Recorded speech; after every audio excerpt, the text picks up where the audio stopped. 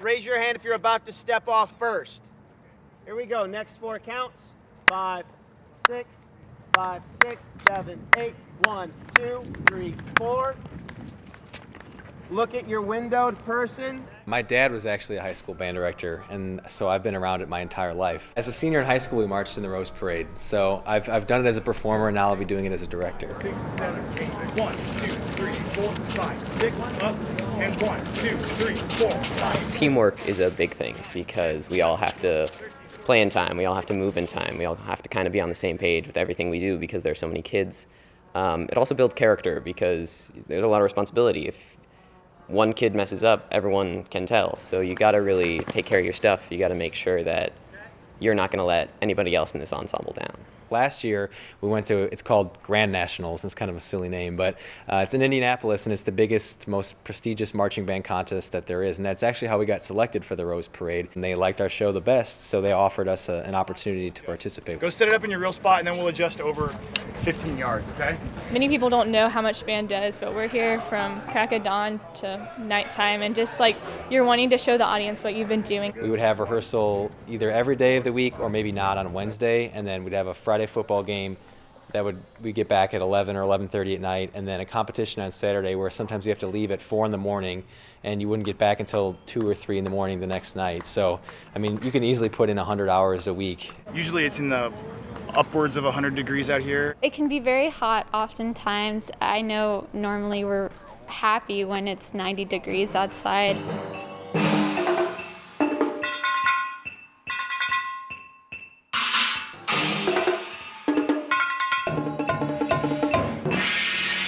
We spend a huge portion of our time inside in the AC, so I get a little bit of a break, but when we do go outside, it's very warm. We have to take all the cymbals off the instrument, and we have to make sure we have lots and lots of water.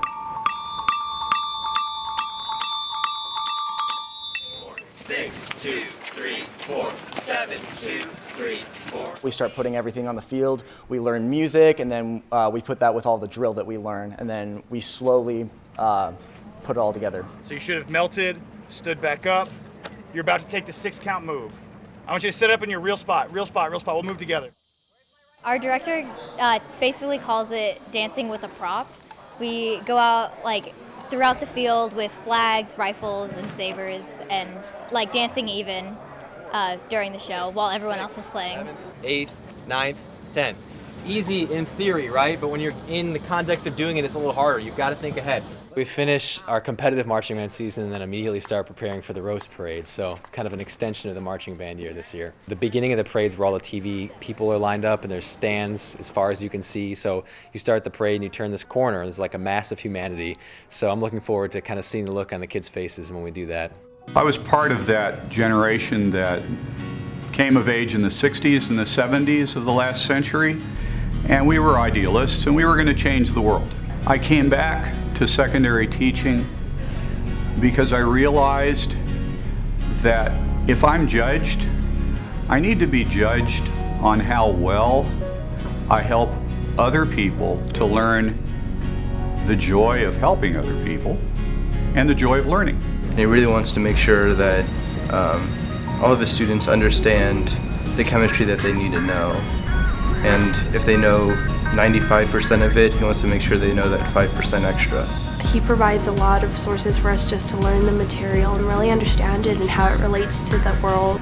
But I also try to find really interesting outside classes that I can go to. They can give me opportunities to learn about new instruments, new experiments, ways to make the kids really, really interested in chemistry. Definitely likes making chemistry jokes. Just to keep us from falling asleep.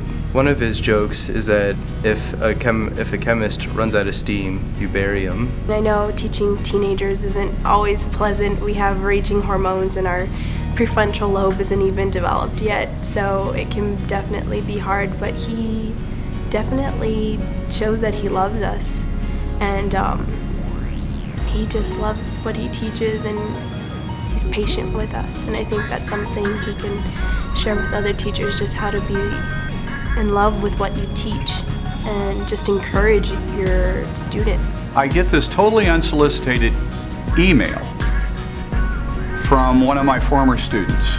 He just told me that I was the best thing since sliced bread, and gave me specifics and said, as a result, I had the highest grade of all the chemistry students here in my freshman class at A&M. That's the kind of thing that just makes you just kind of melt. I'll go back to my first year of teaching. I had the worst moment of my life. A student left the school and sent a letter to me blaming me for it and telling me some things that I had done or not done that I should change. And I was angry, and I said, no, that can't be me. But then I sat back and I looked and I said, you know, some of the things that he said are absolutely true. So I changed. That's the only way to grow. Look at your face in the mirror. I am there inside. As a teacher of acting and as a director of the productions we do here, it's a great gift to work with students like Preston and Travis because they bring stuff to the table. They don't wait to be told what to do. Hi, my name is Preston Perez. And I'm Travis Anderson. And we're both seniors here at the Northeast School of the Arts. And we're both playing the Phantom in NISA's 20th anniversary production of The Phantom of the Opera.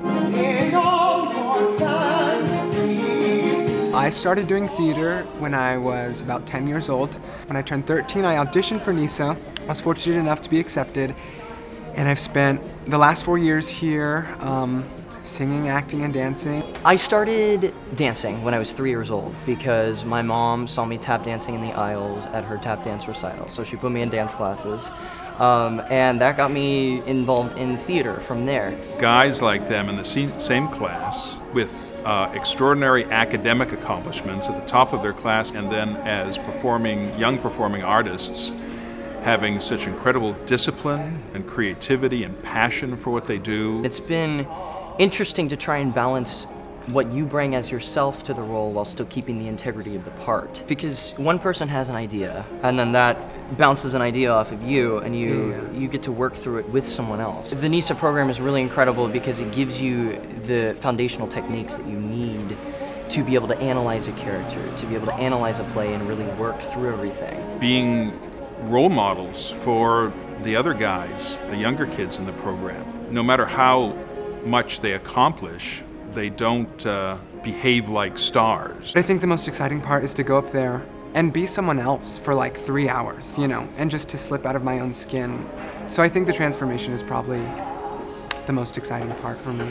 I love those moments when you get up there and you completely give yourself away and you just forget everything and it just flows. You don't have to think about anything and your mind's just empty and you're doing it. And those are the moments that you live for when you're an actor because you're in it, you're living in it, and that's an incredible rush that comes with that.